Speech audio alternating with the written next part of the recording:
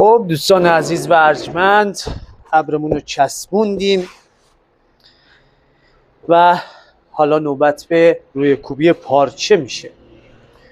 خب من اینجا ارتفاعی میزم و یک کمی میارم بالا که راحت تر بتونم کار کنم.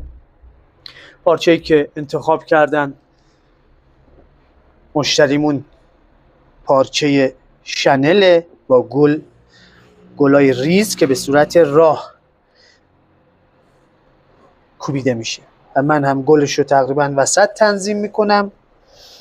خواب پارچه، ببینید راه پارچه، دقت کنید و شروع میکنیم به روی کوبی.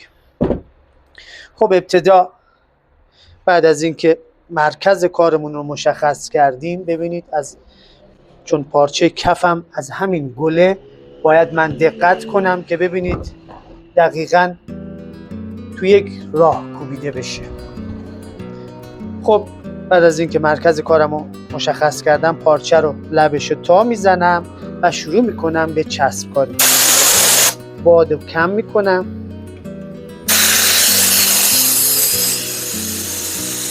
دقیقاً مرکز پارچه.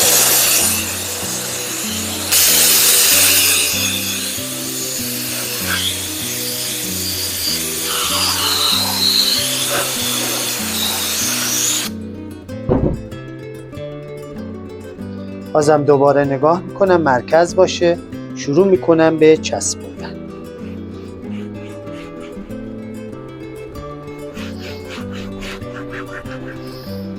گلا سعی کنید صاف باشه. روی خط چسبتون رو چسب نزنید.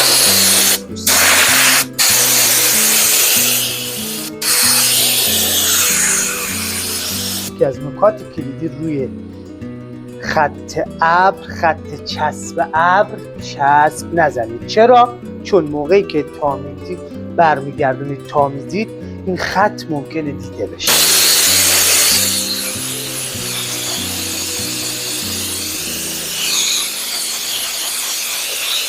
بعضی های متقالی هم استفاده میکنن که ما چون پارچمون ضخیمه نیاز به اون کار نداریم. ببینید به این صورت دوستان کامل کارو میچسبونم. دوستانی که سوال کرده بودن آیا با چسب دیگه هم میشه کار کرد؟ بله میشه کار کرد. با چسبای 601 چسب صنعتی بهش میگن میشه کار کرد.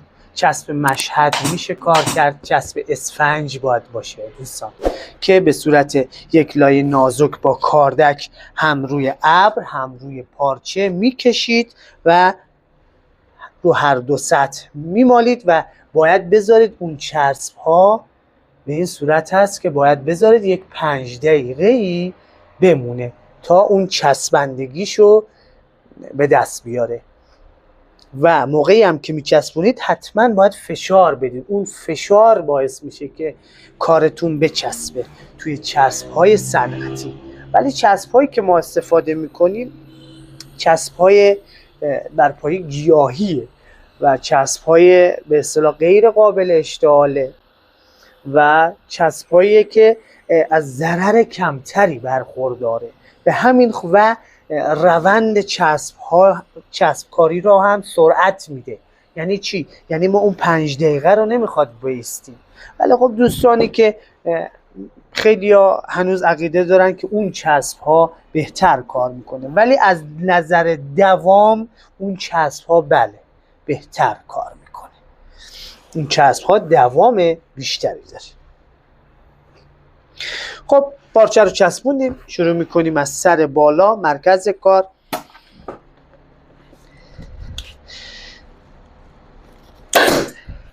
ببینید به این صورت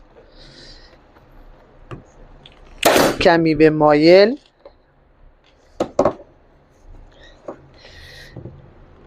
و شروع میکنم به روی کوبی. دقیقاً توی دوراهی شروع میکنم به روی کوبی.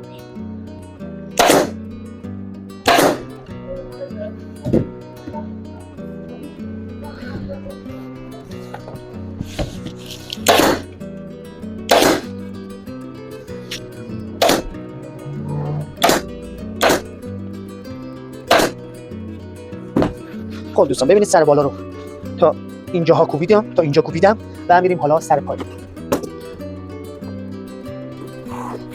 سر پایین هم به این صورت کمی پارچمون رو به این طرف میکشیم و وادار میزنیم. از پایین کار شروع به روی کوبی میکنیم. ببینید دوستان به این صورت.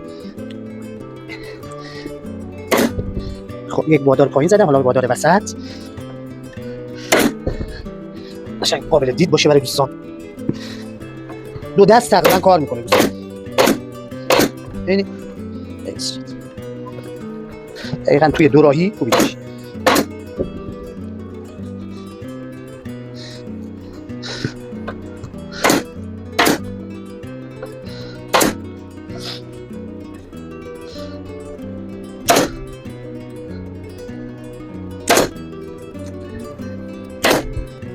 عجله نباید بکنید، با حوصله صبر کارتون رو انجام بدید.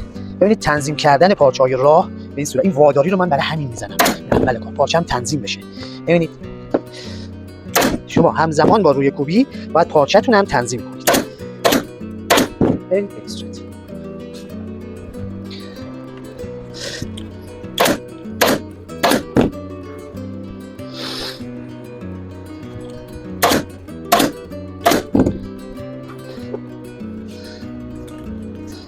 هرچه وقت بیشتری بذارید خب طبیعتا کارتون بهتر از آب در میاد. بهتر بگیم از روی کوبی، از کوبش بهتر در میاد. هرچه وقت بیشتری بذارید خب کار بهتری طبیعتا از آب در میاد.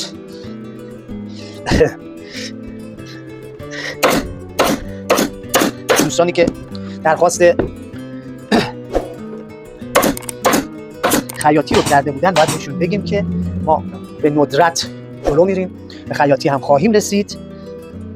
ولی خب تو همین ویدیو من تیکه هایی از خیاطی رو آموزش خواهم داد. تو همین ویدیو اینجا یک چرت داره دوستان، ببینید توی همین ویدیو من تیکه هایی از به اصطلاح خیاطی رو به شما عزیزان آموزش میدم. خیاطی دوستان بر اثر تجربه شما میتونید یاد بگیرید. کسانی که خیاطن الان در حال حاضر خب کار کردن میدونن من چی میگم، ولی کسایی که باز خیاطن الان میخوان روی کوبی رو یاد بگیرن اونا هم باید کار کنن. ببینید این یک مقابله رو در رویه، یعنی همه کارا همینجوره. ولی خب کسانی که به اصطلاح خیاطی رو بلدن خب روی کوبی رو هم یاد بگیرن خب بهتره. که برعکس این قضیه هم هست. کسانی ببینید پاچه رو آوردن پشت به این لبه دارن میکوبن. ببینید به این صورت. ببینید شن سفت پارچه کوبیده میشه. از منگنه‌های زیاد خودداری میکنن. ببینید چرا؟ چون این پارچه قرار یک روزی مثل الان باز بشه. ببینید خیلی مهمه. دو، صرفه‌جویی در منگنه. ببینید اینا همه هست.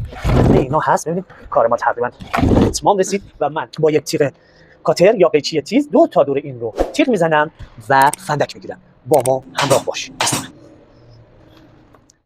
کاتر حتما باید تیز باشه دوستان. یه خونه‌شو به این صورت اگه کند بود میتونید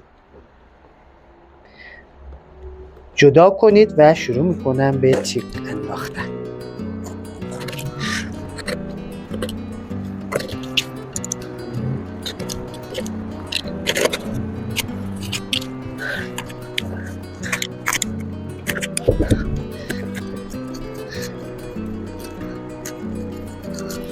دقیقاً از 1 میل بعد از منگنه شما میتونید برش کات کنید یا برش بدید.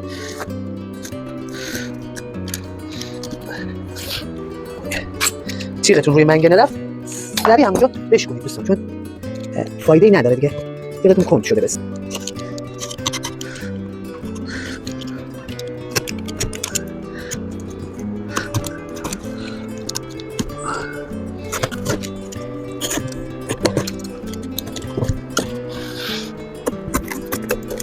اینو من بهتر جدا کردم. پارچه‌مون خیلی پارچه ضخیمیه و ریش میشه. حتما باید فندک بگیرم. بعدش یک فندک هم میتونه سرمه زدنتون راحت کنه، هم که کارتون دیگه تمام شده است. کسایی هم که داغه میتونن با یک گوشتی یا سر قیچی مثلا به این صورت کارتون رو فندک بگیرید.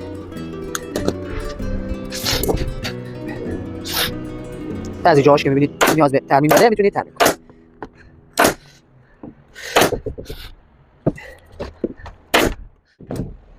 خب دوستان، کار ما آماده است. همینجور که میبینید پشتشو کوبیدم و به این صورت در اومد. قسمت بعدی کار زیر کار قسمت کفه، چسبوندن ابرش. با ما همراه باشید.